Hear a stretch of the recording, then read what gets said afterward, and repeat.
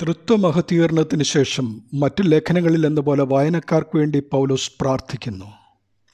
എന്നാൽ എഫേസ്യ, കൊലോസ്യ, ഫിലിപ്പിയ ലേഖനങ്ങളിലെ പ്രാർത്ഥനകളിൽ വേദശാസ്ത്ര ചിന്തകൾ അടങ്ങിയിരിക്കുന്നു. അതുപോലെ സങ്കീർത്തനങ്ങളിൽ യഹൂദ വേദശാസ്ത്രം നമുക്ക് കാണുവാൻ സാധിക്കും. പ്രാർത്ഥനകളുടെ പ്രബോധനവശം നമ്മുടെ ആരാധനകളിലെ പ്രാർത്ഥനകളിൽ അടങ്ങിയിരിക്കുന്നു.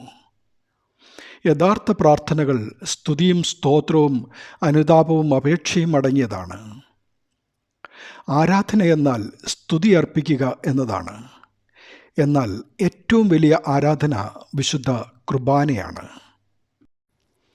എഫേസ്യ ലേഖനം 1 അധ്യായം 15 മുതൽ 23 വരെയുള്ള ഭാഗങ്ങളിൽ കൊടുത്തിരിക്കുന്ന ഹൃദയപ്രകാശനത്തിനുള്ള പ്രാർത്ഥന സകല വിശുദ്ധന്മാർക്കും വേണ്ടിയെന്ന് പറഞ്ഞിരിക്കുന്നുവെങ്കിലും അത് സാധാരണ വിശ്വാസികളായ വിശുദ്ധന്മാർക്ക് വേണ്ടിയായിരുന്നു. വിശ്വാസികളായ വിശുദ്ധന്മാർക്ക് ലഭിച്ച വിളിക്ക് അനുയോജ്യമായ ആത്മീയ ദർശനങ്ങൾക്ക് വേണ്ട ജ്ഞാനവും വെളിപാടും ലഭിക്കുവാൻ വേണ്ടിയായിരുന്നു അപ്പോസ്തലൻ്റെ പ്രാർത്ഥന. വിശുദ്ധരായ സാധാരണക്കാർക്ക് ആത്മീയ ദർശനങ്ങൾക്ക് വേണ്ട ജ്ഞാനവും വെളിപാടും ലഭിച്ചു കഴിയുമ്പോൾ യേശുക്രിസ്തുവിൻ്റെ പിതാവാം ദൈവത്തിൻ്റെ മഹത്വത്തെ അവർക്ക് അറിയുവാൻ സാധിക്കും. പിതാവാം ദൈവത്തിൻ്റെ മഹത്വത്തെ അറിയുമ്പോൾ മാത്രമേ പിതാവാം ദൈവം നമ്മെ വിളിച്ചിരിക്കുന്ന വിളിയുടെ പ്രത്യാശ എത്ര സമുന്നതമെന്ന് ഗ്രഹിക്കുവാൻ സാധിക്കൂ.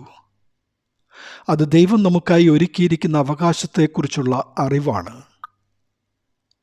അത് ദത്തുപുത്രന്മാരായി നമുക്ക് നൽകിയിരിക്കുന്ന പുത്രനായ ക്രിസ്തുവിൻ്റെ അവകാശമാണ്. അതാണ് 19 മുതൽ 23 വരെയുള്ള തിരുവചനങ്ങളിൽ പറഞ്ഞിരിക്കുന്നത്.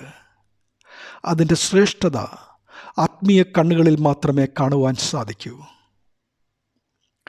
ആത്മീയ ദർശനങ്ങൾക്ക് വേണ്ട ജ്ഞാനവും വെളിപാടും നേടി നാം സാധാരണ വിശ്വാസികളെങ്കിലും നമ്മെ വിളിച്ചിരിക്കുന്ന വിളിയുടെ പ്രത്യാശ ഗ്രഹിച്ചുകൊണ്ട് ദൈവം നമുക്കായി ഒരുക്കിയിരിക്കുന്ന അവകാശത്തെ പ്രാപിക്കുവാനുള്ള പരിശുദ്ധാത്മാവ് പ്രവർത്തനത്തിന് ഈ വചനപഠനം നമ്മെ സഹായിക്കട്ടെ. ദൈവനാമം മഹത്വപ്പെടട്ടെ. ആമേൻ.